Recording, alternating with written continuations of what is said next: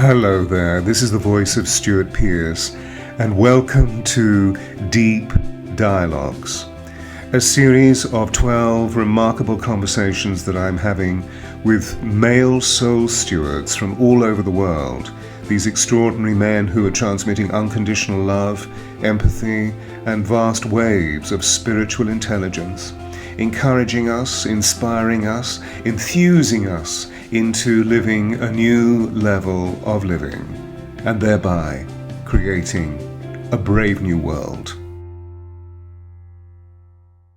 I think we're live. Are we live? Yes, we're live. Yeah, we're live. We're live.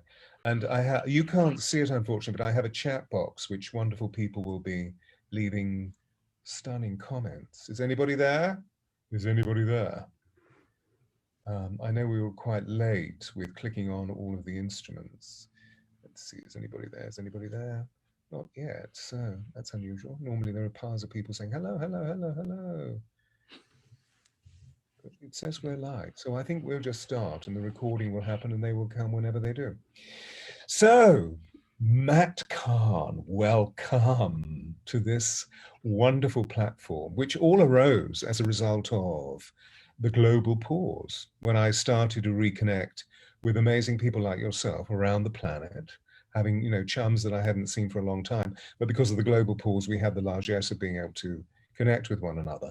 But the quality of conversation was so profound, of really delving deep into causative substances. Oh, so somebody called Christy is here saying, blessing brothers. So they already realized that we're soul brothers. Good. Thank you, Christy. So Christy, you possibly already know Matt, but I'm going to formally introduce him because I have a short bio which I received from your website. Lovely website, by the way. Really beautiful. So Matt Kahn is a best-selling author of Whatever Arises, Love That, and Everything Here to Help You. He's a profound spiritual teacher and an empathic healer of cosmic proportions. I'm putting in a few superlatives for you, who has become a YouTube sensation with his healing videos. Millions of viewers literally have tuned into his Divine Nature YouTube channel and are finding the support they seek to feel more loved, more awakened, and more opened to the greatest possibilities in life through the invitation to join the love revolution that begins with you. This is dear Matt Kahn, whom I've been observing for the last 8 or 9 years, and I found your work so breathtaking. So tell me, where did the awakening begin? Were you always aware of the subtleties that you now teach and operate through and broadcast? So when I was 8, I had an out-of-body experience, and I visited heaven. And when I came back in my body, I had a vision. When I was in heaven, I met a Christ-like figure, and I didn't know who it was. I was raised Jewish, didn't know who Jesus was. Came back in my body, and the next day I went to my friend's house, and they had this painting of Jesus. And I said, oh my God, that's who I met in my dream, or my out-of-body experience. And that kind of planted the seed of spiritual awakening in my beingness. But what I would notice throughout my life, even though I've never forgotten that experience, and it created such a permanent, indelible mark in my consciousness, where that memory is with me like it was when I was 8 years old or 6 or how old ever I was. I can't really remember. But what I remember about my life really distinctly is I've always had this ability to observe.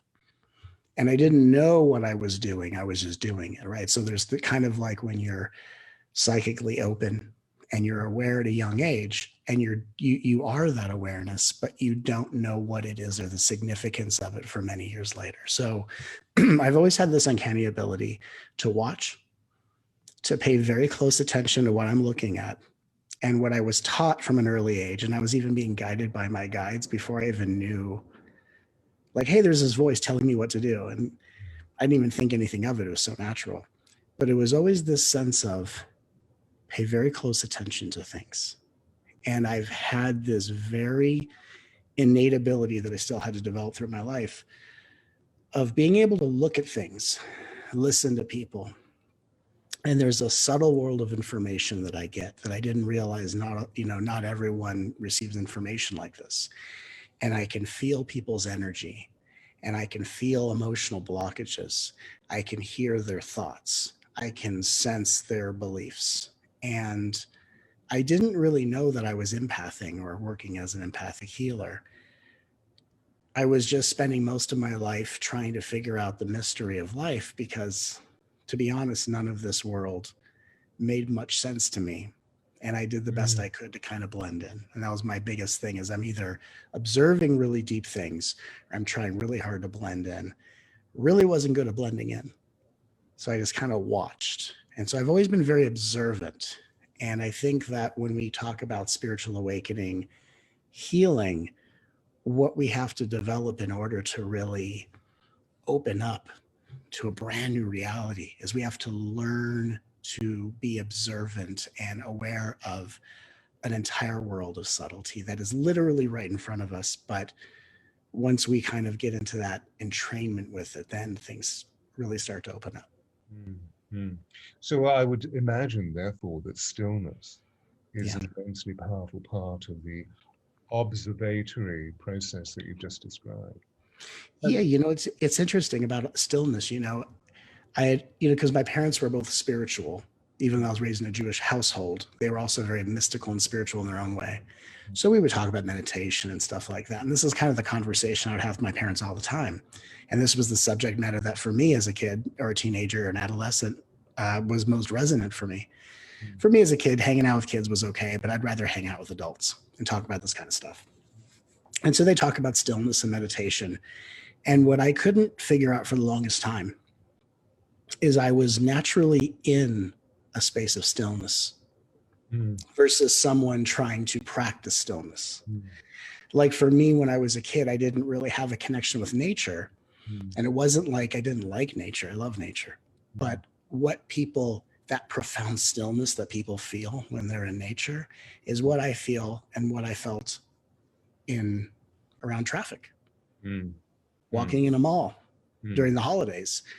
And so for me, what was really interesting was when you're naturally rooted in a lot of these fundamental alignments, which really sounds more sexy than it is. It really isn't that romantic of a thing, because you're aware, but you're not aware of what you're aware of. And so it's just as much of a mystery to figure everything out. But I had to figure out that there is a stillness we can connect with, and we can experience stillness. And then there's the stillness that is the observer watching what other is or isn't of stillness. And that which is watching is nothing but still. And I saw that at a very early age. I just didn't know what it was. Because you see, in my creed, that's the only stillness. Yeah, exactly. Which is that ability to literally drop in. Yeah. And as right now, I feel very heightened, A, because I normally feel this, but B, because I'm meeting a soul brother. Yeah. And I know that you also work in very, as you describe it, also through my observation of you, that you work through very, very, very high vibrational frequencies. But as human, we have this ability just to, I refer to it as being detached, feel stillness, observe. So there's that feeling of boom, boom, boom, boom, boom, boom, boom. And just like you, I did not play as a child with the other kids at school. I did play with my brother. Were you an only child? I had a sister who was 10 years older. So it was kind of like I was raised as a single child. Because my brother's a year older. So the first 10 years we were very together. And he was, in many ways, he was my earth keeper, because I found it very, very difficult to be here and couldn't read and couldn't do math and couldn't because of dyslexia and synesthesia. So I was seeing the multidimensional universe and talking about it. And then I realized, no, don't talk about it, because I was always being hit for talking about what I was seeing. And they said, but it doesn't exist. What are you talking about? You're an illusory child. Bang. So I just shut up. And he was my code breaker, you see. So I just shut up for 2 years and he spoke. So I understand what you mean by that very profound stillness, rather than the other thing that you were describing, which is an acquired stillness. Yeah, almost a there is the innate ability, the innate reality within us, and there are cultivated qualities. Yeah. We can cultivate softer edges. We can cultivate alignment with breath. We can cultivate self-love in certain respects, which is, just the process of shedding all of the layers that help us forget what we're here to inherently remember. But then, there's that innate within us, the, what does my intuition want to say? The uncultivatable. Right? The cultivation is bringing you into an awareness where you can glimpse what's already there, but it's an uncultivatable level of perfection. And as a kid, it was almost as if that was so interconnected with myself. It was so close to me that became my guide and my friend in a world that I didn't understand, around kids that were too wild for anything that I resonated with. And I spent a lot of my childhood questioning, thinking, observing, and especially with the family dynamic that I had, where my parents were like my greatest supporters, but if they flipped emotionally, they became these different versions of themselves. And for me, it was more interesting to study, what is this? What happens when mom becomes monster? And watching someone recreate history just to justify her narrative. And then me saying, well, no, this is actually not what happened. And then I get in trouble for lying, which is just to cover her tracks. And all these things that at the time I felt like didn't really affect me. And then years later, you look back and you go, wow, that really traumatized me, and having to really kind of make peace with that. So for me, my entire mysterious life, and my life is still blessedly a mystery, was really just kind of this odyssey of observation. What is this? Why am I here? And for me, the realms in which you see, the realms in which I, am one with, to me has been more real than anything else. Everything else has been, a blessed experience. But what I will leave this lifetime, whenever that time comes, with is all the time I spent one with that within me. And as probably the thing I've spent the most amount of time with. Beautiful. Yeah. You express it with such alacrity, with such ease. Thank you. So precise. I understand, beyond understanding, as you can sense.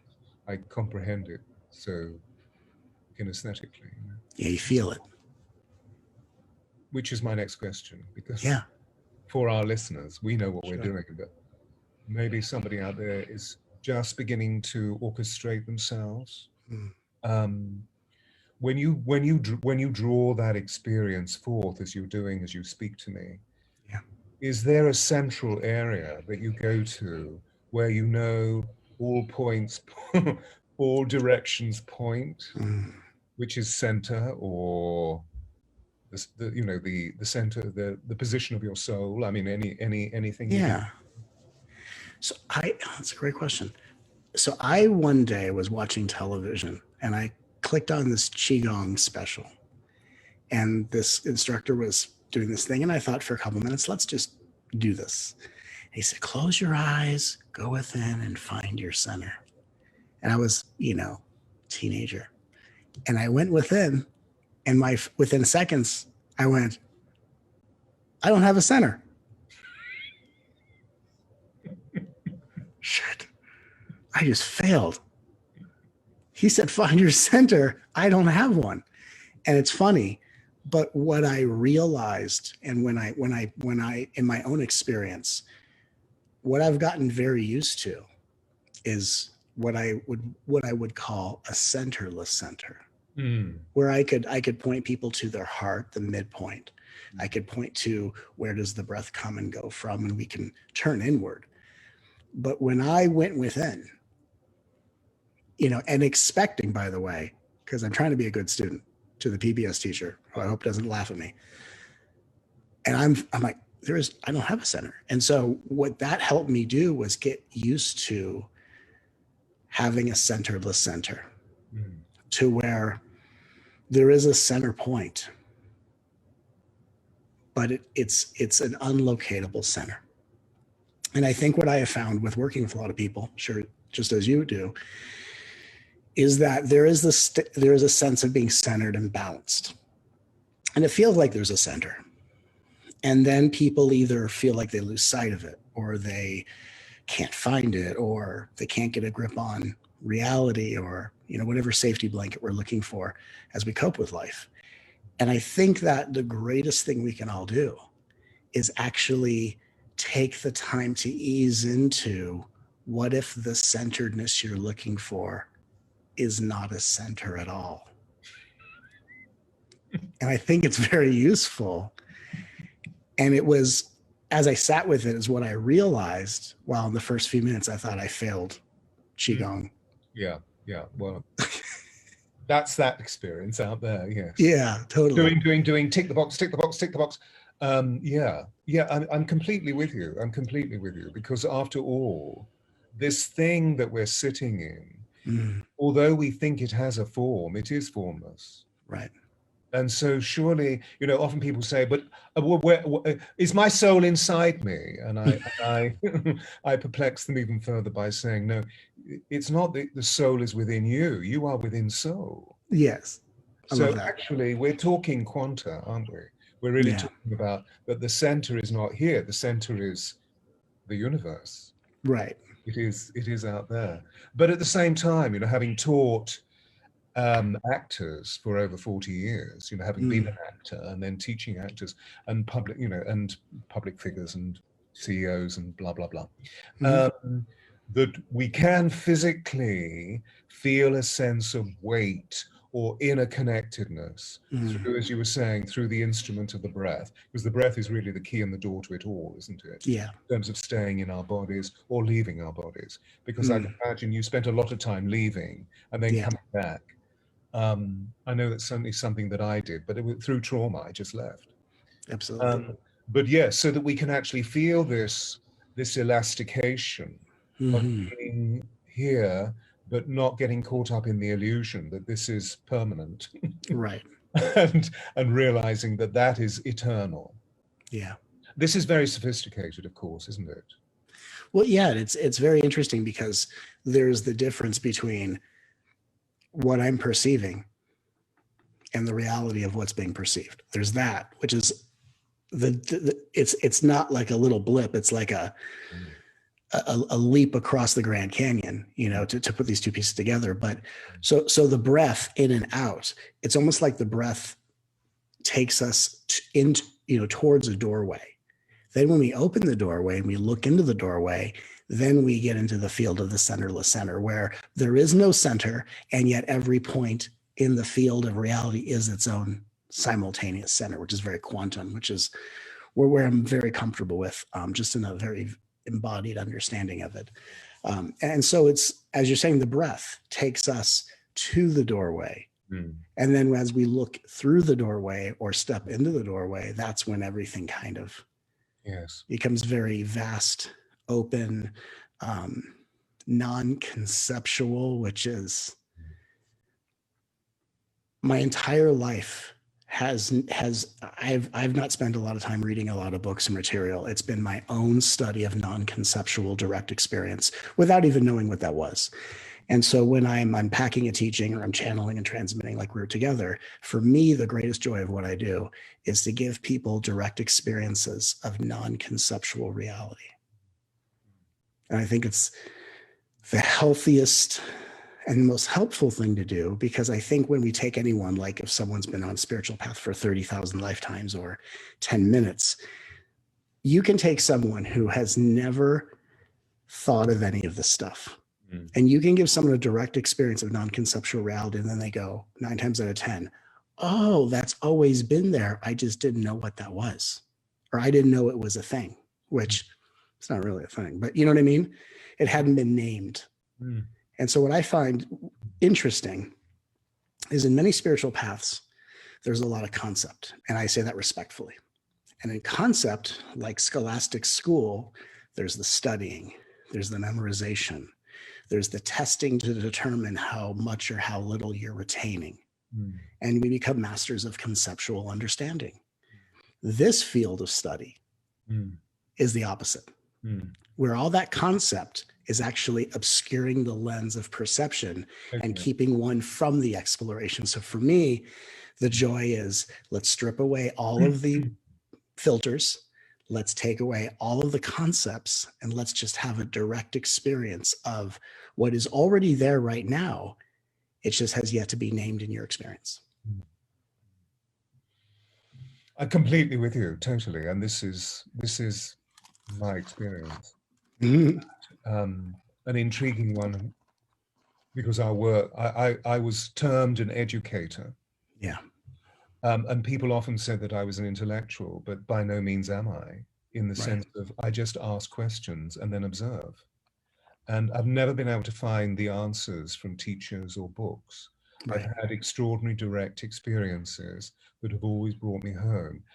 Your first experience of a concept was really, in meeting the Christ, is really an extraordinary initiation into the boundlessness of eternal being. But the image was, there was a Christ being. So it's interesting the way that our consciousness has the ability to localize itself in concept, but only as the beginning of something much greater. Yes. And I feel that that's really what Einstein was saying to those students when they said, Master, what book should we read? Thinking that he was going to say, oh, go and read Max Planck and, whatever. And he said, no, just read the fairy stories. Yes. And they said, but Master, thinking he possibly didn't hear them. He said, no, read fairy tales, because fairy tales, as we know, are metaphoric consciousness that open us up to the vast field of the unified field of light. But there are a series of markers that we can learn that are the metaphors, but they're only metaphors. They're not concepts. They're not. They're not heavy.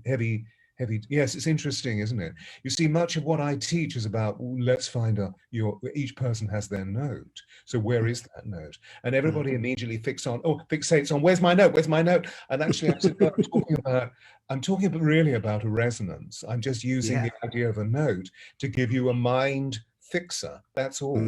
But when we actually find our note, it's a vast field of resonance, but it is in the center of your body, because we do have bodies, and our bodies are geometric. But the whole of Western education, I mean, this is a bald thing to say, but the whole of Western education has forced people into these tight mental regimes that actually we're beginning to see have very little relevance to the amount of expansion of consciousness that we can acquire today. It's very true, and I think, when we talk about, the Western, the culture of a Western education system, or the culture of a Western society, and when I went to India many years ago, it was funny because I'm a Western man wanting to immerse myself in Indian culture, and I'm around these Indian men who are dressed in Western culture. So we're all trying to be something we're not, which was awesome and hilarious. But I think in just kind of a westernized mindset, and I think, right now in the world with so much upheaval and uncertainty, we're really seeing that life is working really hard to put people in a position to start becoming, on a collective level, aware of greater non-conceptual reality. And in order to do that, we have to break down our concepts so that we can see directly. And there's no better way to break down concepts than to have tumultuous upheaval in our personal lives or collective lives that the concepts can't make sense of or protect us from. So even though we're living in a very difficult time and love is our guide and we can get through it together, of course, I think there's a really great opportunity to see that we could perceive this like we're living at the times of Armageddon. But if it's Armageddon against the concepts that keep people from seeing directly, instead of seeing themselves and their world through these lenses of, self-justifying biases.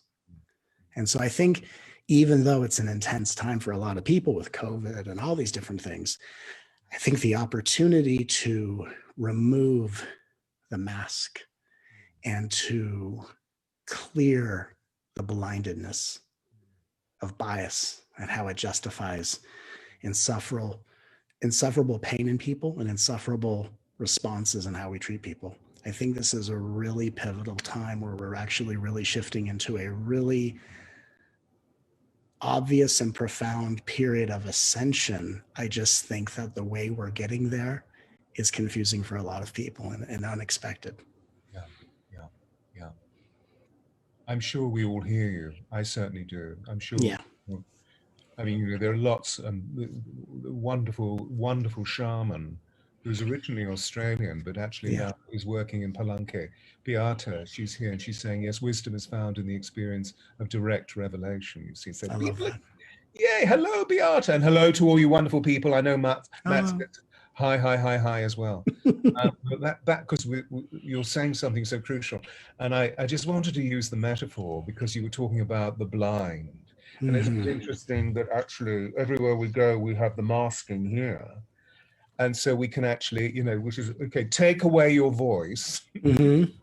You're not supposed to be protesting because we actually have everything in control. But actually what it really is all about is the fact that we're not seeing. Right. So do you have, I know you're about to go into a couple of, or maybe even three, profound thoughts about how can we remove the mask? How can we remove the blind?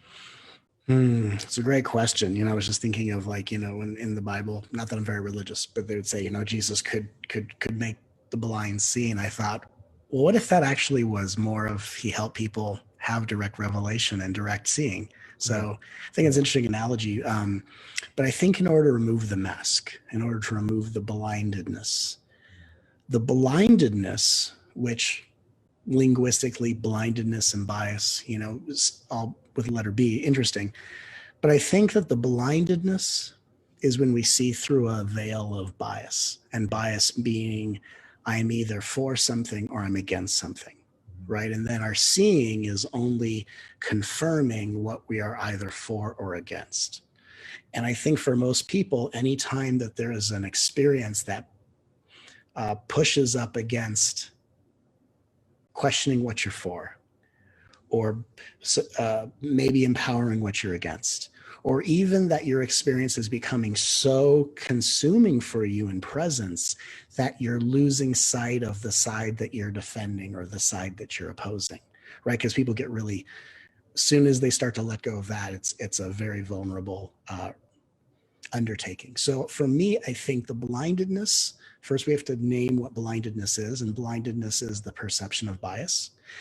And we have to be able to be in a space that says, can I put myself in a space for 1 minute, for 10 seconds, right? And if it's just a little practice where there is no right, there is no wrong, even though on a societal level, there is morality and everyone has a right to freedom. And I'm someone who is very much for a nonviolent society, and we get all that kind of stuff. But in our own inner exploration, if I put myself in a position where I'm not for, I'm not against, and then just using my senses to see, to hear, to feel. Sometimes I like to kind of use the breath as a comparison. And I asked someone once, and I said, so which side is your breath for and against?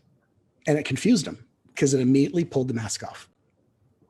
And so if we know the mask is a bias, and the bias is simply that which keeps human beings steadfastly deciding, I'm for this, therefore I'm against that.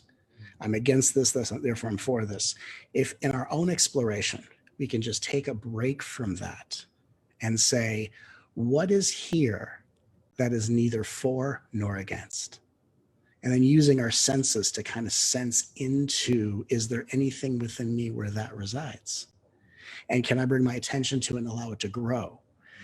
So I think that when we're talking about direct experience, right? It's and especially in today's society, it's very, very it's very slippery, because everything within the last couple of years, and it's happened very quickly, has come down to I'm either for or against. I think people call it cancel culture, right? And if I'm against something, that's it, it's done. And we call that unity consciousness, which is not quite it. And so, and I think there's a worry that if I'm neither for or against, I'm justifying and I'm an accomplice to the atrocities of the world. But I think that when we understand that it's the consciousness that comes to the planet and creates the space through which all justices will be made right, we take a step back, right? We're in all of our countries, we're all going back into some form of lockdown. So we have plenty of opportunity to unmask the face of bias. And just for a moment in time, what does it feel like to be neither for or against? Or is there something within me where neither for or against resides? And I think that process in and of itself is not just the unmasking, but is the ability to see from a space that has never been masked. Mm. Yay! Well done. Thank you. May I? Please. Good. So I feel in the nearly 70 years of life on this planet that I've had, I feel that it's purely for the reasons that we were talking about before, that we have been conditioned to live here. Mm-hmm. And the two hemispheres are always arguing. Yes. The right and the left. Shall I, shan't I, will I, won't I? And so we get caught up in this ridiculous argument. And therefore we believe that our opinions are actually the mechanisms that drive the world along. And of course, as we know, that's a complete absurd illusion. But if you go into the field of politics, if you go into the field of academia, of course they are, and they're weaponized. Yeah. I resigned all of my positions 10 years ago so that I could walk away from theater education, because I could see its denouement, and that it's denouement as we see in society, because I believe that theater is a mirror for culture, that it has to go into a devolution process. And I didn't want to see the quake because I love it too much. Yeah. So I knew that if I released myself by literally removing myself, I could observe and be infinitely more participatory through thought as a living energy, rather than being there doing it as a senior manager looking after people. Yeah. But if I dropped into my heart, that the heart doesn't have opinions, the heart merely feels love. Right. And so I love that. So it feels as though, you know, as we conceptualize, and perhaps conceptualize is the wrong way of putting it, but as we try to describe the vocabulary of the experience that you and I innately have, we're clever, so we can articulate through agile mental bodies. Really what we're talking about is that we come right back to love. Yes. And there's something I you know, because I thought, what are we going to talk about, you and I, you know, and I knew that there would be something fundamental and juicy and immensely meaningful and profound, which is one of the reasons why you see this is called a deep dialogue. I love it. I'm not interested in the superficie. And of course, there are some very essential issues, as we know, but the only way of healing them is through recognizing the causative nature of them. And for you and I, of course, it's the traffic of karma that we're really looking at. Yeah.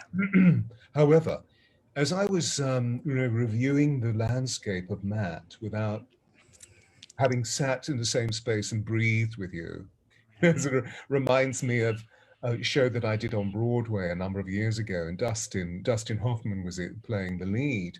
And two beautiful ladies from Brooklyn sitting in front of me said, before the show started, oh my God, you realize we're sitting in the same space that Dustin breathes in?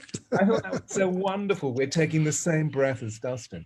Anyway, it seems that much of what you describe is the fiber and the essence of A Course in Miracles. Mm.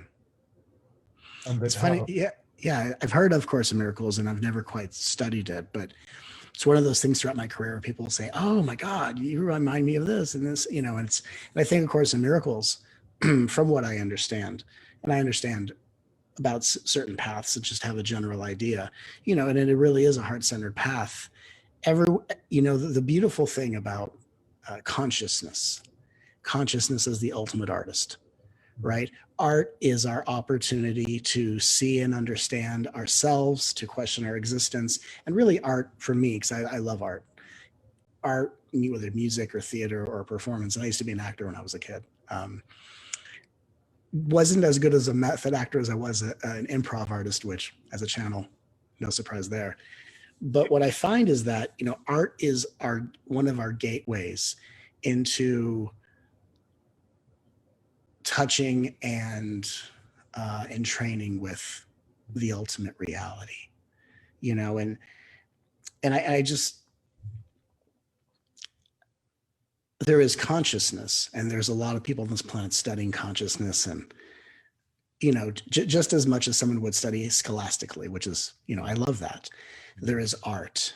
And I think when we bring these two things together, and I think right now in the world, this is really, really kind of a fundamental thing where we can't pursue consciousness without art.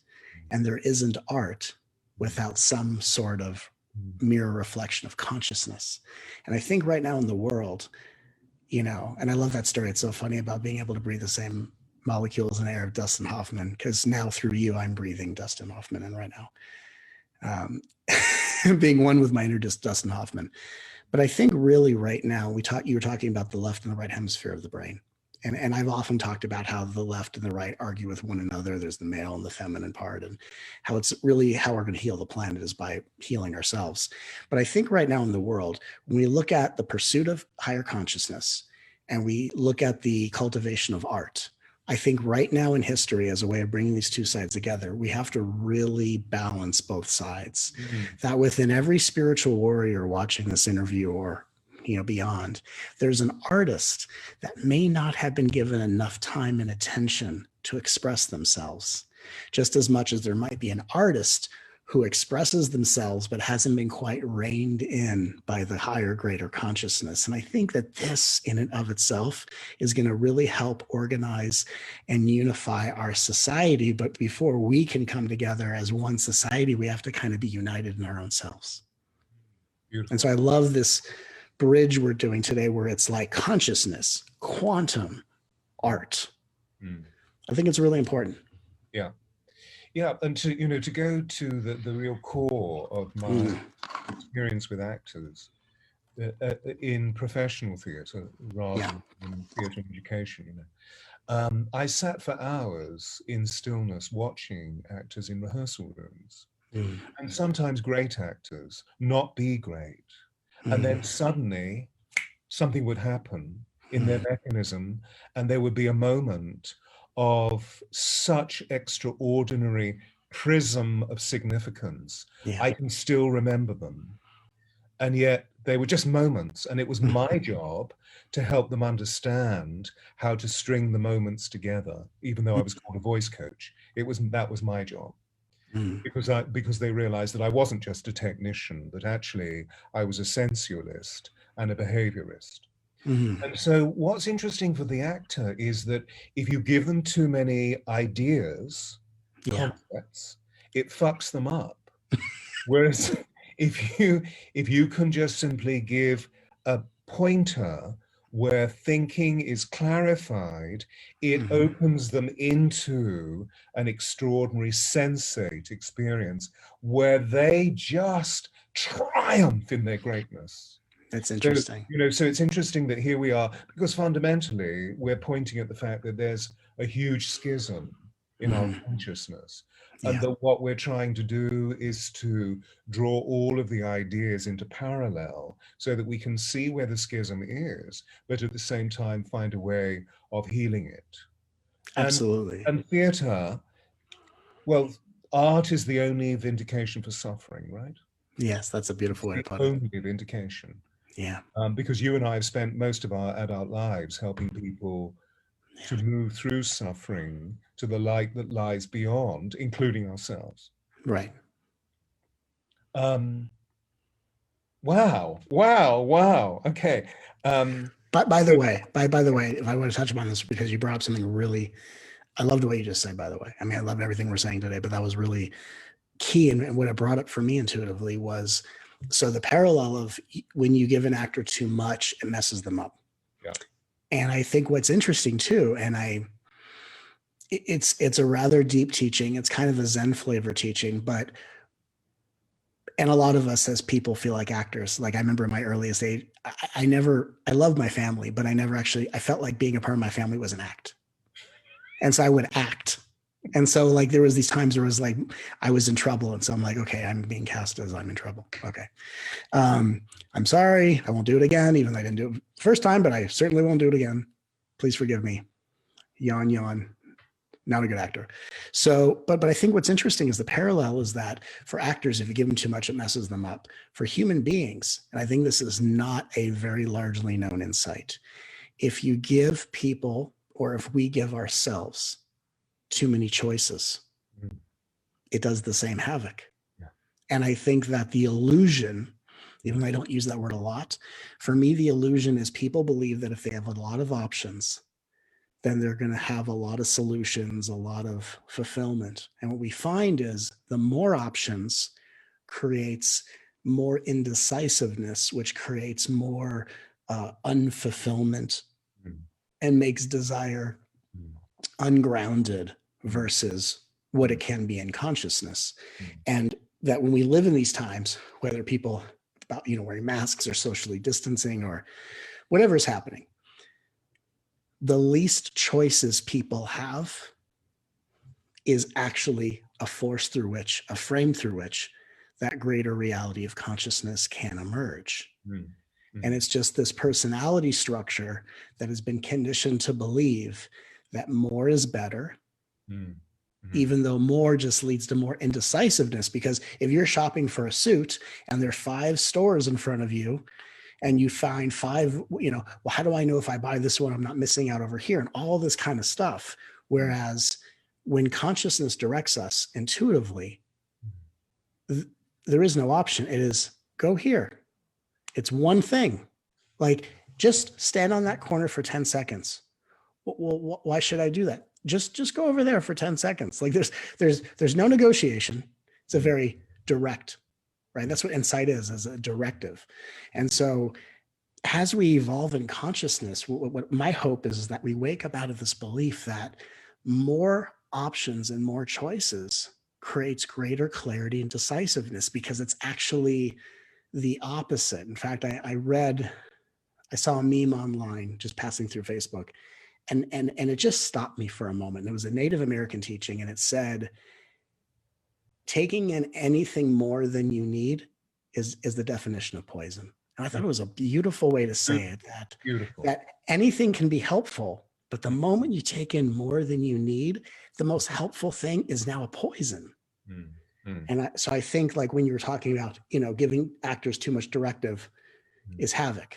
And I think for all of us, we have so much that it's distorting the clarity of what experience is really trying to erupt inside all of us. And so the world we're living in is doing its darndest job to remove the distraction so that this greater consciousness can be observed, can be nurtured.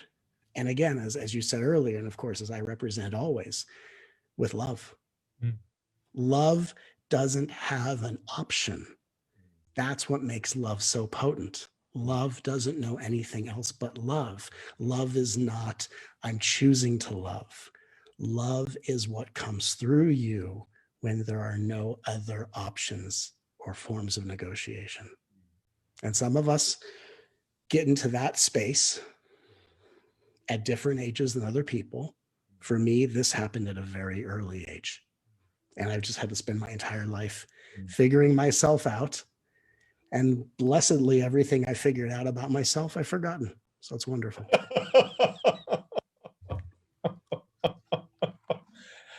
Yeah, right. So.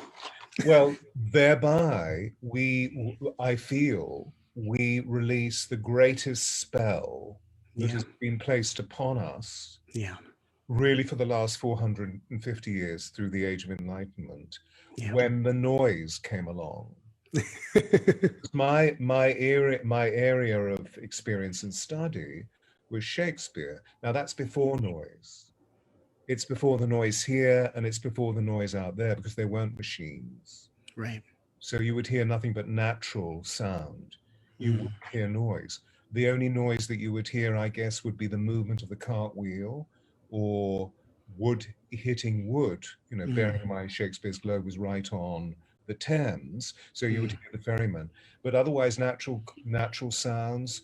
The church bell would organize your day, because we wouldn't have one of these. And as life has become more and more of a dilemma, we spend all of our time seeking solutions. Right. And we don't solve it because we're missing the resolution, which is that none of it matters. Except if you're up shit creek without a paddle, we need a few skills to get the paddle, basically, and then to enjoy the shit creek, but we do need a paddle, so maybe we need to use our hands, whatever. I mean, we can go into all sorts of cross parallels of metaphors, and it seems to me, I stand on platforms and say the era of data collection is over, which is an absurdity, bearing in mind the rules of cyberspace and the arguments of Mr. Zuckerberg, and God bless him, and et cetera, et cetera. But actually, it's true. I mean, your immediate response is absolutely. Do we need any more? No. What we need is to feel what we have, and to realize how extraordinary the experience is. And that's when the cache of mystery within the universe, that is, of course, within ourselves, as well as it being, as it were, out there, begins to open. I think, and again, everything you're saying, just it's such a fun dance, we're doing, just in articulating this, and it reminds me of my father. And I couldn't really articulate this to my father sometimes. I mean, he and I would talk. We were very close, and in a lot of ways, my father dealt with such a lack of self-worth that he idolized me. So, and yet in moments when I needed a father, I was my father's father in a lot of ways. Wow. Which was a very strange experience of having a dad that I have to kind of coach along because he gets so unworthy in my presence. And it's a very strange experience of being idolized by my parents, when I just want to be loved and validated, and I define that in myself for sure. But I would notice with my father, I know this is very early on, because I would just observe, as we were talking about earlier, I would just watch my dad, and when I'm listening to him talk, and I can't help but do it, but when I listen to people, I watch their language patterns. It's just something I do. And I noticed with my dad that my dad's intelligence was hypnotized by pointing out the fallacies, inconsistencies, and ignorances of other people. And I think globally, what's interesting, even though you can't slow the evolution of consciousness, and consciousness is waking up at a rapid rate. I mean, this is why we're all seeing everything we're seeing. But I think that for the longest time, we've been under an interesting spell where our intelligence has been hypnotized to be fascinated with the inconsistencies and the ignorances of other people. And then that intelligence is not being used productively to create a world of solutions and options. And so now people walk around with actually more options than they need, and they have the least amount of clarity. What do I do? And the funniest answer I always give is listen to your intuition. And people say, well, what's my intuition saying? And I said, well, your intuition is always saying the most unpopular answer. That's what intuition is. And when we come into alignment with it, it's no longer unpopular. And that's kind of a benchmark. You know what to do. How unpopular is that to you? And that kind of shows us where we're at. But it's just a fascinating thing. Like with my father, I look at the world, there's such a fascination. And we could talk about it really ramping up with the advent of reality TV, right? Where people would get on TV. And I know you've worked with actors, so this is actually a funny thing for me, where I'd go, we're watching people who are not qualified to be in a theatrical position because we're fascinated with how awful they do the thing they were never trained to do, right? And that twisted, weird form of entertainment, whether it started with The Real World or American Idol auditions where people would go on with no business singing and people would laugh, there's been an interesting hijacking of intelligence where I think a lot of people don't realize their intelligence is so consumed in the inconsistencies and the fallacies and ignorances of other people's behavior that it keeps us from turning inward. Where am I? What are the solutions I want to bring to the world? If there's something that's bothering me so much, what am I going to do about it to create the world that I want to see? So I think with this awakening of consciousness, the hope is that we withdraw our consciousness from just using our intelligence to intelligently dissect the ignorances of other people and start to really get into what is the capacity and the potential of my intelligence, and how can I use that intelligence to make this world a brighter, better place for all beings. And as we settle more into our heart, with you and I both heart-centered beings, as we settle more into my heart, if I notice the ignorances and inconsistencies of others, can I notice that as a subtle trauma response? And can I notice that I'm seeing someone in pain? And instead of ridiculing someone for their arrogance or ridiculing someone for their behavior, and of course, we live in a society of law and justice, but can I notice that people's behavior is a cry for help, is a trauma response? And can I actually see it through the intelligence of my heart, not just through the ingenious mechanism of my conceptual mind? And I think this is really in history where we're really making that big, bold shift, and it's just happening in a very radical pace. Well, there's a huge... This is so wonderful. This is just so wonderful. I love it. I love it. Thank you so much for coming on. You're welcome. There's a conversation, but this is a segue, but I just like to bring it in now because at the beginning of this year, I published a book about my 2 years of coaching Diana, Princess of Wales. Wow. And I brought it out because I want the women of the world to experience the essence of what I saw in Diana as an empath, and how she was contracted by all of the intellectualization, opinionization, and the rhetoric, which became weaponized. And how I allowed her to remember who she truly was and how she grew and grew and grew and grew. And of course, by the time I got to her, she'd done a lot of work on herself. It was just about what is the greatest vibration that you wish to share? What is the greatest vision of yourself that you wish to share? And we decided that it was radiance. So there were mechanisms that I'd love to share with you. Yeah. Because there's a question that I want to put to you. I won't go into it now, but if I may, because I want to get to these one. Oh my God, I don't believe it. Do you know, we've been talking for nearly 55 minutes. Wow. Just getting started. We're just, exactly. So what I'd love to say to these lovely people is, do you have any questions for Matt? Is that okay? Absolutely. Yeah. Okay, questions, everybody. How do you define love? It's a great question. How do I define love? I think that love is the force through which our deepest recognition of self occurs within our own being, or is shared between one or more people. I think that love is the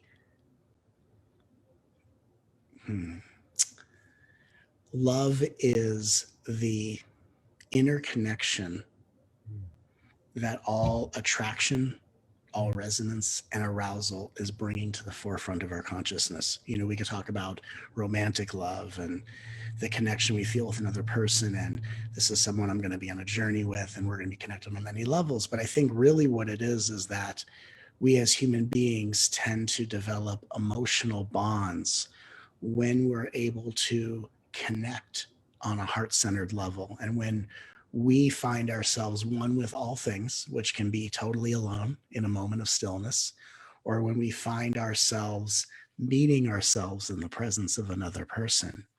I believe it is that connection of unity that erupts this perfume of sacred holy union.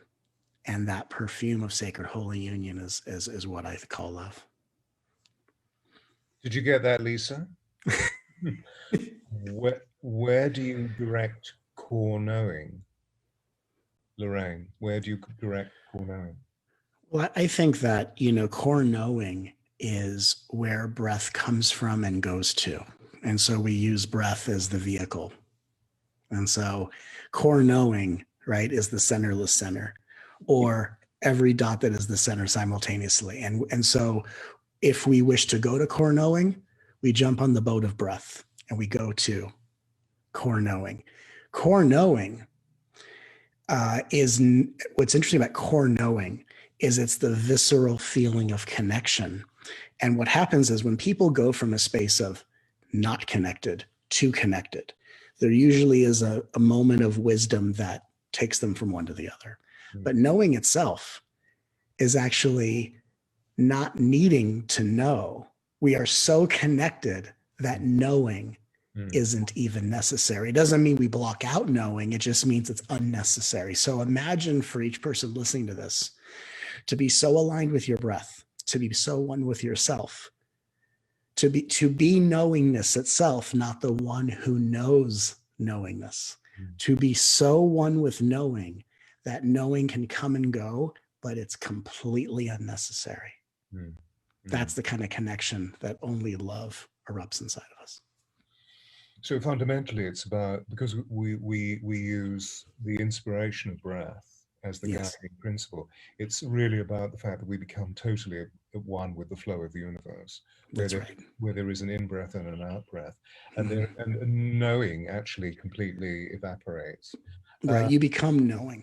Jonathan says, "Can you guys talk all night, please? I need more of this conversation." Okay, well, this is the beginning of a huge conversation, isn't it? You know, we can feel that.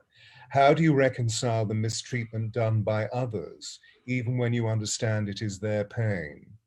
Yeah, it's, you know, we don't understand the mistreatment because the mistreatment of others is going to erupt and trigger cellular memories that we're carrying, whether from our past or an ancestral lineage. So I think that for me and the way I teach, there is no level of understanding that makes the pain people inflict on other people okay. Right. And I think that when people become aware of things that are happening in the world, whether we talk about atrocities like trafficking and things that I've known have existed for a long time, and it's taken me a while to kind of reconcile, like, what am I going to do about that? Because in my reality, there are actions that people do that are condemnable. But I also live in a reality where the condemnable action doesn't rescue a victim. It doesn't transform a predator. And in fact, the condemnation feeds a predator who has now identified with such self-hatred that when you condemn them, they are liking the hatred because they don't, on the deepest level, believe they're worth anything more. So it's almost an empowerment, and it almost creates in the quantum field more time for people to be abused. And so if we're really going to have a deep conversation about transforming condemnable behavior, we have to really get into, yes, my reaction is part of my process, and people are going to have outrage as they find out things that happen in this world. Yes. But does the condemnation resolve the pattern? Does it save a victim? Does it transform a predator? And that's when we have to dive into a deeper space of consciousness, where when we say forgiveness, it's not this was okay. It's not, this is okay from a higher perspective. And we don't hide in oneness when we're, because this is really about bringing oneness into the physical body to make this earth as holy as the light that dwells within us. And if we have to eliminate patterns of behavior and things that are hurting people, it's just a part of the process. But there's no justification for hurt. There's no justification for people that hurt other people. But there are solutions that can heal victims, that can transform predators. And in order for us to vibrationally bring that solution to the planet, we have to first be really in tune with our own healing and our own feelings. And so what we feel in response to other people's unconscionable behavior, everything we feel is exactly what we should be feeling. And one thing I notice in the spiritual field that I want to help unravel is that people, when they get to very difficult feelings, think there should be a different way I'm feeling. There should be a different way I'm seeing this. And I think what's the most noble path is for us to be absolutely true to our experience. I see this. I'm sickened by it. It's disturbing. It's disgusting. And let's be with that. And let's heal that so that then the greater consciousness can now take action and create solutions so no more beings have to be treated this way. So no bypassing, but this is the way in which, if we're going to really create solutions and abolish this kind of ugliness off the face of the planet, condemnation feeds the illness. It doesn't transform the being. And so, as the substance of our story, as it were, is seeing the preoccupation that we have with solution, if we want to go to real causative resolution, because it feels to me that what you're really describing is at the heart of what is possibly not being healed within systemic racism. Right. The first thing we need to do is to not judge in condemnation, but to find compassion. And that's really what the Ho'oponopono is really all about, isn't it? Yeah. So there's another part to the question, if I may dispatch it, because this is Angela's obviously asked this fascinating question. Do healers sometimes draw that pain out unintentionally, just in being present? Well, no, is the answer. Because to draw the pain out, we need to see it. We need to know it.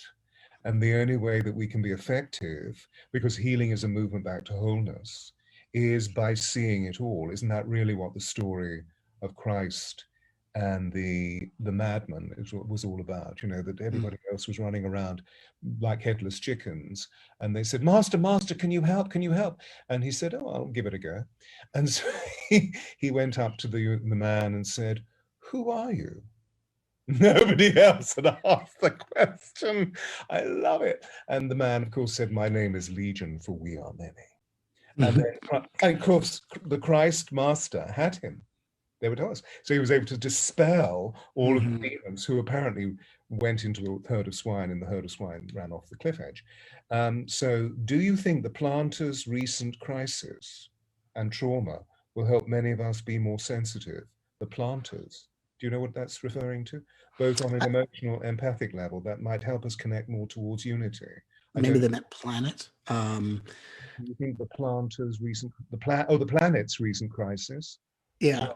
Yeah. Yeah. I would say that what makes us, I think we're all very sensitive with varying degrees of defense mechanisms to dull, diminish, squash, or suppress the sensitivities, because for so many of us, we have not been raised to feel as if sensitivities are a strength. And especially even if we have an experience of my precocious, ungrounded energy cross paths with my mom after a hard day at the office, and she snaps at me, and then I subconsciously go, oh, that version of me makes it dangerous, makes me unsafe, brings out the side of my mom I don't want to see. And so we associate vulnerability and sensitivity with a lack of safety. And so then right now, karmically, we have created a world, or we have subconsciously manifested a world where a global level of unsafety, I don't think it's making us more sensitive. I think it's making it over time, it will make it more acceptable to explore and express our sensitivities. And I think right now what we're seeing is a lot of people who are sensitive who don't know how to express or articulate what they're feeling. And so it's strengthening a muscle. And so I think a lot of us are learning that sensitivity can be a strength, but the journey to becoming strong in your sensitivity is going to be very, very vulnerable and very precarious. And it has to be guided by an inspiration inside of you that is beyond reward and punishment, that is beyond this idea of, I'll try this until it doesn't work out, right? When you are an aspirant, when you are an explorer of a Christ lineage, there is no such thing as things not working out. There's just a different path than you imagined. Yes. Right. And so we are all really learning how to be okay with our sensitivities, how to process our feelings, and how to articulate those feelings without protecting ourselves through psychological projections of blame. Beautiful. You know, ladies and gentlemen, including this wonderful man sitting before me, I can't see you guys. I can see you writing, but we have overreached his time. And so I'm going to draw the dialogue to a close, even though your questions are now bubbling through. And what I'll try to do, I'll pick them up tomorrow from the chat box because it's late in the evening in the United Kingdom. And I'll answer as many as I can for you. How's that? So there's a compromise. But, you know, I want to say thank you to you guys, you know, all of you wonderful people coming through, Alex, Angela, Jeanette, all you wonderful people. It's gorgeous to see you all here. And also, of course, and Sylvie's heart and namasteing and all sorts of beautiful things. But wonderful, wonderful, wonderful meeting you. Yeah. Thank you so much for coming forth. And as I close down, could you just stay there for a second? Is that okay? Yeah, and I was going to say, you know, there should be a time in the future we do this again. Yeah, let's. And I just want to quickly check in with you, and I'll switch down live Facebook. So I love you, Toshimi. No, Toshimi. Everybody was beautiful. Thank you, Agnieszka. Okay, so namaste, everybody, and I'll see you next week. Don't forget, there's one more, and you're going to be thrilled to meet my brother, who's quite fascinating. And we're going to be talking about the in-depth landscape of intimacy. Ooh. What else do you talk to your brother about?